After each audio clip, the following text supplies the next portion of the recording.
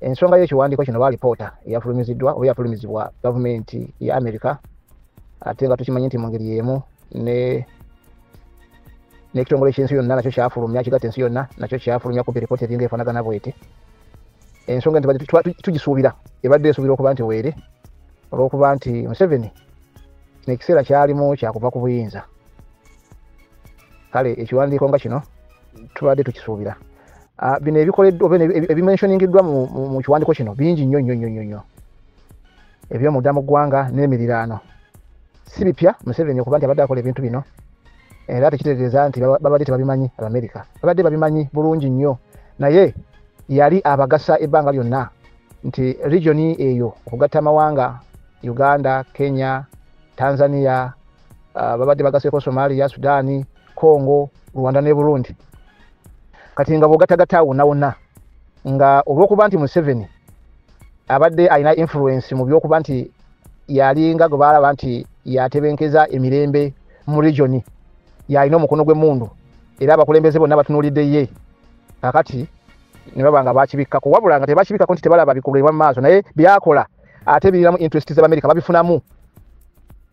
Abamerika babadde babifunamu olw'ensonga nti obugagga bonna obutambulirawo wonna wansi ebintu bitambulira wonna ebyenjawulo byonna babinako akakwate. Kakati nga buli ngeri yonna bateeka okukipinga silent ne baba nti Museveni ayisaawo ebibye. Era Abamerika baludde ebbanga n'abantu ba Europe nga batunula kyamuli olw'okuba nti bannayuganda babadde tebavangayo bantu bayimirira nabo kubagamba nti bino bye musapootinga oba gavumenti gye musapootinga bino bye tukola. Okitegedde kubanga balina zi embassies mu ggwanga lya Uganda naye nga tebavaayo kumanya bigenda maaso mu Uganda bituufu lwaki okutulugunya abantu okutta okusiba bannabyabufuzi okubba obululu nga bitwala kyamuli kubanga bannansi tebannaba kusitukiramu kubaako ngeri gye beerwanako kubanga bali serious. Kati nga nabo tebalina gye basobola kukola ki kuvaawo naye nga ebigenda mu maaso byo byennyini n'entandikwa yaabyo bano ba diplomat babeera babimanyi bazina ensi bazibimanyi nga ne bannansi tebamanyi kigenda mu maaso naye bo bakola ki babeera babitegeera. Era kizibu okusanga bino ebintu ebikolebwa nga tebirimu bazungu kati nga usayininga endagaano ezirete emundu mu Africa oba mu ggwanga oba mu East Africa okutwala ebyobugagga ebiva mu Africa oba mu East Africa oba mu Uganda okutwala ebyeru eggwanga bannansi tebabimanya tebamanya n'amakampuni bikolwa babitya endagaano zijja zitya naye ate bo gye bibabiraga babeera babimanyi so beba beneficiaries abasinga okuganyulwa mu nsi zino ezaffe eza Africa. Kati tebagamba nti batwalako birungi byokanga bibi tebabimanyi ate ebirungi bye bafuna muno mu mawanga gaffe aga Africa bamala kubifuna bamala kuyita kuteekawo mbeera mbi mu bantu ne basooka bafuna ebirungi so buli wabaawo embeera etali entuufu abantu bano babeera bagimanyiiko naye ekiseera kino ekituuse nti batuuse okugamba ku Museveni okufulumya ekiwandiiko kino kitegeeza nti Museveni yayingira mu mukago gwa BRICS mu January w'omwaka guno okusooka yali akolagana ne China ne Russia nga bakiraba mu ngeri ya lusaagosaago nti enkolagana yabe kaleka ebeerawo ntonotono naye bw'ayingira mu mukago guno kitegeeza nti amawanga gabadde akontrolinga in terms of militarily mu politics waago lazima kigenda kuba kyangu nnyo okukwata amawanga gano gonna n'abakulembeze baago okubatwala abateeke mu mukago ogwo ogwa BRICS kubanga wano Museveni gena amawanga kumpi gavumenti ziri mu region wano gavumenti zonna kumpi alinga azinako akakwate kale nti abakulembeze babeera bamuwuliriza so nga kyangu nnyo ky'okuzitwala kati Abamerika n'Abangereza okufiirwa region yena ate nga babadde bagivujjirira tekisoboka akati yayingira mu 2 yayingira January ndowooza kati bo mu gwokuna ne bamufulumizaako ekiwandiiko kati kitegeeza nti amawanga gonna agalina omukago n'Amerika n'Ebungereza kati kiriza obagaana galina okusapootinga ekintu kino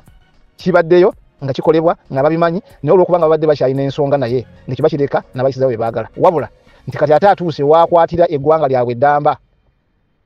oba region ennamba agikasuke mu China agikasukire ne Russia ekintu kibatasobola nakukkaanya era bonna oba otunuulidde nali netteeka ly'amagye lye baali baleese singa lyasayiningibwa oba singa lisayiningibwa neteekebwa mu nkola polisi y'Abangereza oba Abamerika eba tekyakola ya democracy e Uganda eba tekyakola era enkolagana n'amawanga ge balina okuvaawo kubanga system kati eba ekyuse tuba tugenze mu system ya China ya Russia ya North Korea ery'etteeka lino baali baleese erya UPDF amendment act bill gye baleeta kakati ebyo nabina biri awo bitunuulidde Museveni nti amaze okwewagula oba avudde mu position kati embeera wagituusizaawo nga yeewagudde ku bantu abamulabiridde kumpi myaka 50 okuvya ddala mutawalo w'ekiyeekera afunye obukulembeze baze bamubeezaawo n'akola ebyambyone nga bamufunamu naye kati watuuse ekiseera n'alabika nti ate abalize kakati abatandika omuwumbawumba bano abazungu banze obutakusaako nnyo maanyi olw'okuba nti obadde oyina enkolagana nabo era nga enkolagana ebadde ya mirembe naye nga yabyambyone naye kati bw'otuuka ekiseera nti kati naawe wagguse ofunye ebiwawaatiro osobola okusalawo nga bw'oyagala ate ekyo bo baba tebakyagaliza ddala tebagala kukiwulira kati balina okukusalira amagezi okulaba butya bwe bakujja mu system kati ensobi zobadde ojja nabo baziyisa walala ne baziraga ensi ate bo nga balika nti tebali mabega waazo kati ensi neyekushawa mpaka bwe bakugamba nti obitutukira mu kalulu bo tebagenda kusupportinga kitegeeza kiri mutagenda kuddamu kusupportinga oba teri ggwanga nalimu ligenda kuddamu kusupportinga in terms of democracy ate nga system gye tulimu tinaba kupaaluka nnyo ogenda North Korea China na Russia ekyali ku mukago gwa Bungereza akati awo Museveni alabika nti bamuwumbye otutukira mwezi gwe 10 omwaka guno ajja kuba amaanyi gamuggweredde ddala nnyo kubanga kati kimukubya kwe kununula region eno okudda oba okuli brandinga new abafuzi b'amatwala kitundu kino kwati basheddiza era in fact kati wano ne Bufalansa efiriddwamu amatwala agawerera ddala mungeremu obendo nti kati wana America genda kwongera kutwala ddala okutwala amatwala amangi ennyo ne Bungereza okunywereza ddala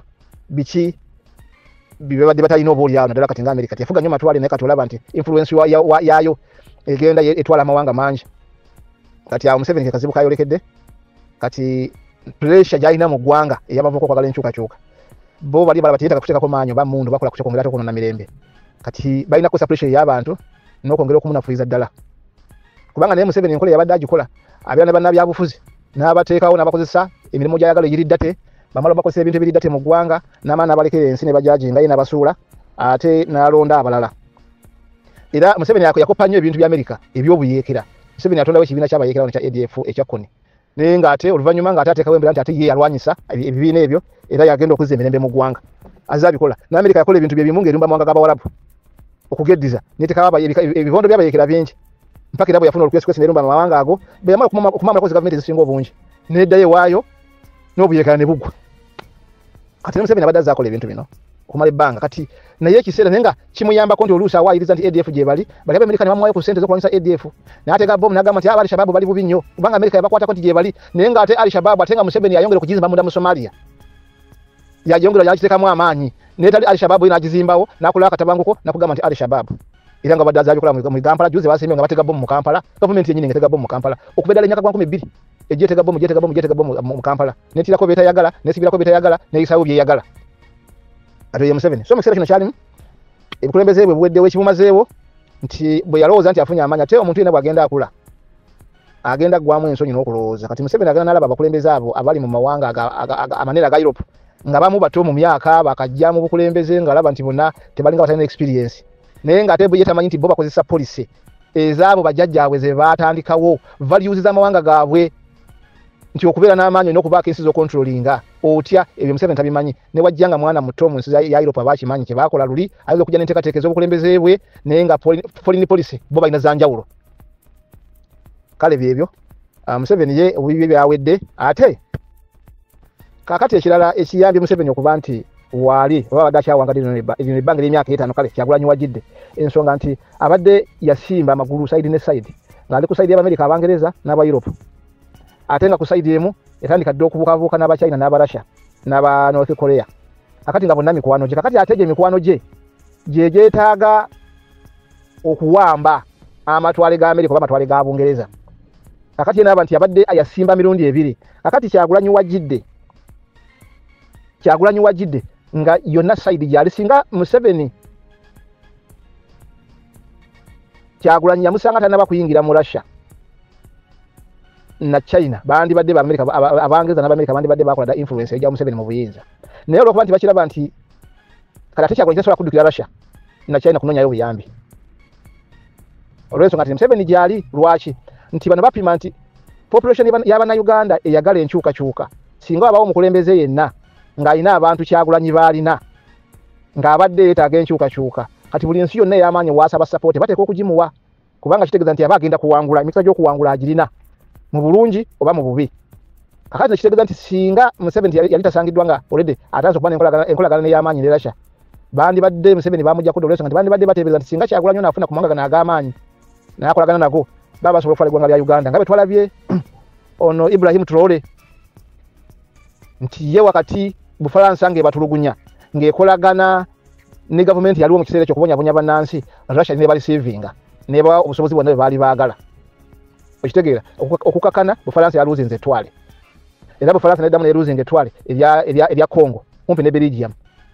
kubanga bali mukola kibalina okukola lokuba nti bo bali mukusalawo nti kati ensi yeta agenchuka kyokka balwe kipi ekize nabaloga tujja kuberezaamu bona bamanya nti kati president ali mu buyinza kulagenda okunyigiriza basigale ne badira bano ba Museveni ne Kagame nga banyage gwangere ebigenzo okugwera nga president wa Congo akola endagano na America mu France ekola ki eruzinga kati wana ekiriwo wakati wa Bobi Wine nokuba tanafuala buyinza mu kaseera kano nti Museveni abadde njibi zombi ngeno yali nga neri yali kati nga yonna jaddukira Bobi Wine jasobola okuddukira okufuna obuyambi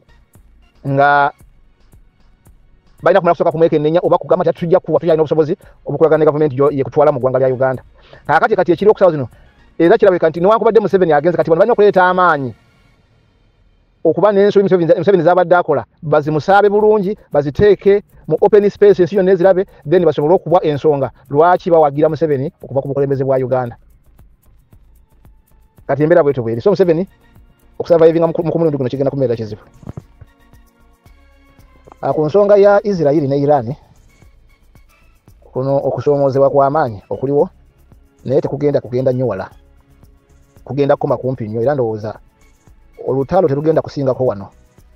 bwe kiri bakyakuddamu kiri gy'oluvannyuma lw'emyaka 50 nga bakiterese enjuyi zombi okuba nti agenda kuddamu kulumba munne naye walibeerawo mukisa bajja kuddamu bakukozesa naye kati olwaliro panaawo tewali kigenda kuddamu kusingako wano olw'ensonga nti Israeli enneeyisa yaayo engeri gyebadde yeeyisaamu okwefuula naggwano nantagambwako era nga ewagirwa nnyo Abamerika era yo erimu ne history yogamba nti baana ba Katonda nsi ya Katonda yo teteesa kyesalawo kyekola ekangavulanga weeyagadde akati kino kibadde kitutte ebbanga nga tekisuubira nti waliwo eggwanga erisobola okulinyugunya bweriti kati response gye yafunye okuva mu ggwanga lya Iran yagikakkanyiza era tegenda kuddamu kwetantala nze okusinziira nga bwenda b'ensonga Israeli tegenda kuddamu kwetantala kubanga kino kyebagikoze obulalu buno bwe badde ekolayo yennyini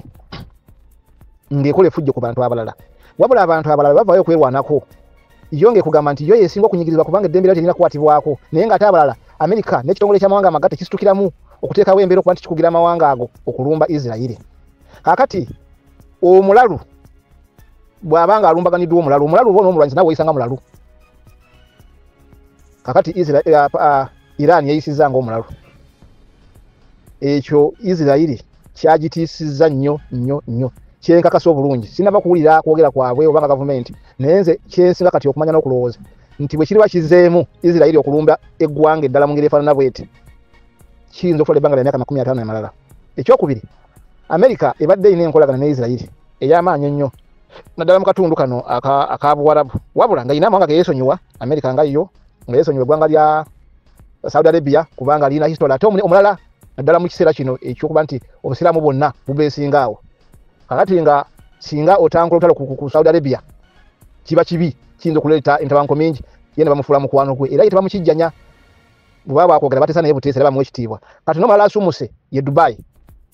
baana yagagawadde n'akola emikago mingi nnyo obusuubuzi ne butalamutamu n'abasenta ya busuubuzi akati naye bamuwa ekitiibwa waliwo n'amawanga amalala gaze gakola kati nga kata n'amalala ago naye waliwo amawanga ge badde bajja nga bacunya naye nga amawanga gano bagakolaganako nago ebbanga eriise kati nga Iraka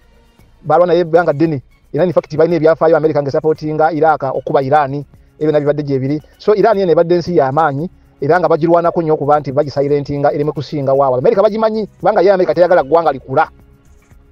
kuva mu ngalo zaalyo kwefuga kati naye Irani badde yabalema era baluma amawanga g'Abawarabu amagakaawo Irani badde bajja bagyesonsaako buli mukulembeze yenna ajja yeesonsa ku Irani nukiriya n'ebiringa ebyo kati ekiriwo mu kaseera kano Irani bagitongoze nayo ku nsi ezikuze kubanga ewatanyiza wakati mu kusomozebwa nevaayo nesobola okuba nti okuyimirirawo neerwanako ndowooza kyebalina okukola bagitongoze naye bagikirize nti nsi y'amaanyi era bagisembeze ku bukiiko obukonaganya emirembe oba obukwataganya emirembe mu ggwanga lyonna Security Council kati naye okubanga etuula akakiiko ako kyekinazza emirembe kubanga bwebe neekatuulako ate bete kyalina busobozi ate bulumba amawanga amalala ng'ate yeyina obuyinza ate obukugira amawanga maki amalala oba okulamula amawanga amalala gakyakula kakati ekyo kyeyakoze Israeli bwe baddamu omundi omulala kubanga yina yekulaga nti bwe mukuba wano nga nange nkuba wali kubanga ebiziyiza roketi bomu drone byonna ebisinga obungi Israeli byagiyise mu ngalo kati okusinziira ebigenda maaso kati Middle East yonna yafuuse no flight zone abantu tekyasobola kutambula lwakuba nti bo nga abantu amawanga gabwe magagga basobola okusala amagezi amalala naye bwe kibanga kifaananirwe kityo abantu beebuuza ddala kituufu lwaki Israel egenda maso nokulumba buli gwanga era olaba bulungi bogenda nokola kati research y'amaanyi ennyo mawanga matono nnyo agasupportinze Israel ku kino weewaawo gavudde amala gasirise tegogera naye amawanga gasinga obungi masanyufu olwekyo Iran kiyakoze Israel nti kati Israel egenda kukakkanamu kisoboka bagenda kukubanga nabo basinzira waabwe ate Israel nsi ntono okusinzira ku mawanga amalala nzansi gwanga tono si gwanga liri awedene wakuba nti lisaasaanidde nnyo mu mawanga abantu basaasaanidde nnyo mawanga amalala mu gavumenti ez'enjawulo naye era bakuba ku resources zimba nti bajja kukuba waka bakusaanyeewo n'okuddamu kuteekawo ebbala nti buli wobeera oba mulwanyi wa ntalo so ndoza nkakasa nti bagenda kwekuba mutima badde batule wansi basilentinge baliddayo olulala ng'emyaka gyetoolodde era waliwo omusajja bamuyitanga Isaac Rabin yatemulwa yali katikkiro prime minister wa Israel ye mu kusalawo okwamangu mu biseera ebyo n'alaba nga tewali nsonga lwaki Israel ne Palestine bagenda maaso n'okulwana ebiseera ebyo waliwo Yasser Arafat nga w'amaanyi naye n'asalawo n'agamba katule ku mmeeza tuteese ffenna tuwuliziganya ffenna tuli muntu omu tulange gyetukola mu gavumenti yawamu emirembe gidde mu kitundu kino kyaffe Jerusalem nawa ne Palestine naye omusajja bamulumba mu office namukuba amasasi ne bamutta muvubuka yali muvubuka myaka nozanga 27 yayingira ne mundu natta prime minister Isaac Rabin natibwa era gavumenti ya Israel kubanga bali bamaze kugamba bote bagala nkolagana esobola kubeera na Palestine ate emyaka gyetolode kumpi gingana maka 30 wajja kubanga juwezi ukyanga embeera ebeerawo therefore